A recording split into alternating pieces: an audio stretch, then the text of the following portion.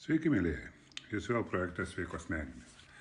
Apie tai, kaip išlaikyti sveiką protą šiame žiauriame pasaulyje.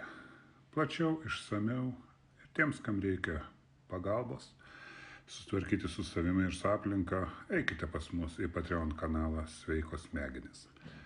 O šiandien mes pakalbėsim apie 4 įpročius, kurie privers jūs gyventi skurde.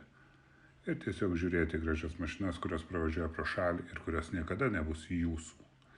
Ne, čia ne tas įprotis, kad nepirk kavos, ją gamink namie ir 3 eurus ar 2,74 centus, jeigu perki su nuolaida. Vietoj kavos kavinėje už kampo galėtum investuoti ir sumokėti bankui už kiekvieną investiciją 7 eurus už pavedimą. Ne, viskas kur kas paprasčiau. Tiksliau, netgi labai paprasta. Taigi, pradėkim. Pirmasis įprotis. Tik pigus daiktai, tik daiktai su nuolaida. Patys pigiausi daiktai, su jais viskas yra tvarkoje, jie yra daiktas kaip daiktas, tačiau yra problema kitur. Nėra vartojimo malonumo.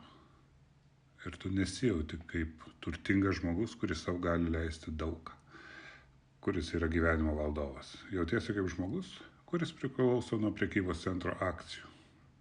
O tai uždeda antspaudą gyvenime. Antras įprotis – savęs vertinimas. Jeigu jaučiatės blogai, nepasitikite savimi ir esate įstikinę, kad neverti didelio turto ir didelių pinigų, atminkite, kad viskas paprasta ir viskas šiame pasaulyje susieta. Didelių pinigų jūs neuždirbsite.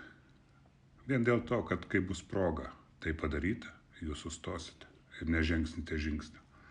Nes galvosite, kad geriausia išeitis yra darbdavio mokamas atlyginimas. Trečias įprotis. Turbūt daugeliu gerai pažįstamas. Kai po kiekvienos nesėkmės apsikabini alaus butelį arba vyno stiklą ir kaltini viską aplinkui. Aplinkybės, netinkamų laikų užsidegusi šviesoforo signalą, blogai nupiešta pėsčiųjų perėja, ar autobuso vairuotoją, kuris atvažiavo 27 sekundėm anksčiau, dėl to tu negalėjai į jį įlipti, pavėlavai į mega pokalbį ir neturi to įsvajoto darbo, įsvajoto buto ar įsvajoto pirkinio. Tai nieko neveda. Po kiekvienos nesėkmės tiesiog reikia susidėlioti prioritetus, išgerti mineralinių ir eiti toliau. Alus taip pat nieko neprideda gero. Ketvirtas ir paskutinis įprotis labai lietuviškas, tačiau labai paplitęs ir labai mūsų visus žudantis. Nepavydėkit visiems iš eilės, ypatingai tiem, kuriems sekasi geriau, kurie turi tai, ko neturite jūs. O tiesiog eikite dirbti. Tai kur kas efektyviau. Tie žodžiais eikite dirbti, reikia padaryti mažą remarką. Eikite dirbti galvą.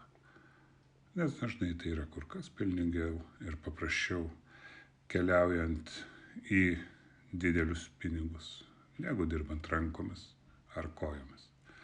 Sėkmės visiems. Nepamirškite mūsų Patreon kanalo Sveikos smegenys.